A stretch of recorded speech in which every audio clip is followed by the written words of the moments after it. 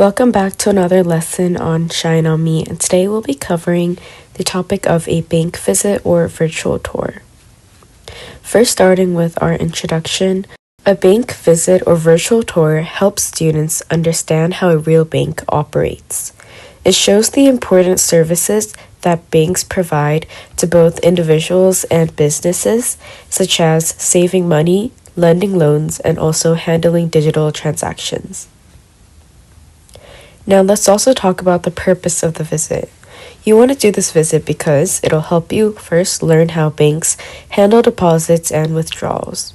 It also will allow you to observe how tellers, managers, and loan officers work. Thirdly, it'll help you understand the different sections of the bank. Now moving on, you can also experience modern banking technology such as ATMs or online systems from this visit. And lastly, build confidence in using financial institutions safely. So what are some of the things that you can observe during this visit? There are countless things you can observe in a bank, but first there are things like teller counters, which is where customers deposit or withdraw their money.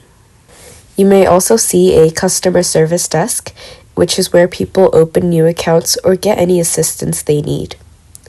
There's also a loan department, which is where loans are explained and approved by the bank, and a safe deposit vault, which is where valuable items such as liquid cash are securely stored.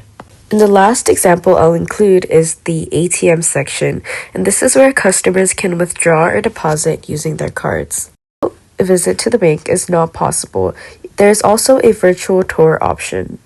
A virtual bank tour can be done using videos, websites, or digital presentations.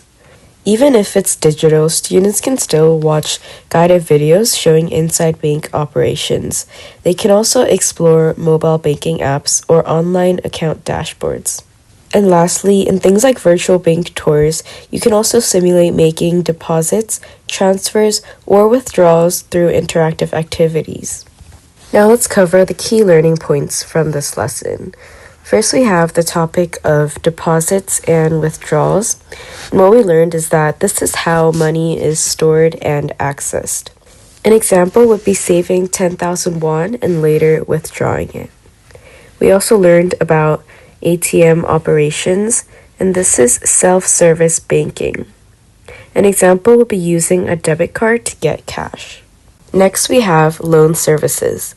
We learned that loan services is about borrowing money and then paying interest afterwards. An example would be using a loan to buy a big purchase like a home or a car. Fourth, we have customer service. Customer service is about helping customers manage their accounts. An example could be updating an address in a bank account or reissuing cards. And last but not least, we have the topic of digital banking. This refers to using apps or websites for your banking activities, and an example would be transferring money online. There's really a lot of value that can be gained from making this visit in person or online, so some suggestions for after the visit is first, writing a short reflection about what was learned. You should also discuss the importance of banks in our daily lives and identify how to use banking services safely like PINs, passwords, and more.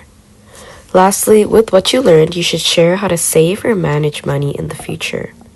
Now, to sum everything up we've learned in this lesson, let's go over the key takeaways. From this lesson, we learned that banks are a safe place for saving and managing money. We also learned that each department in the bank plays an important role in serving customers, and technology has made banking both faster and easier. Lastly, we learned that learning how to use banks responsibly is a very important life skill. That wraps up this lesson, and always thank you for watching videos on Shine On Me, and be sure to stay tuned for more.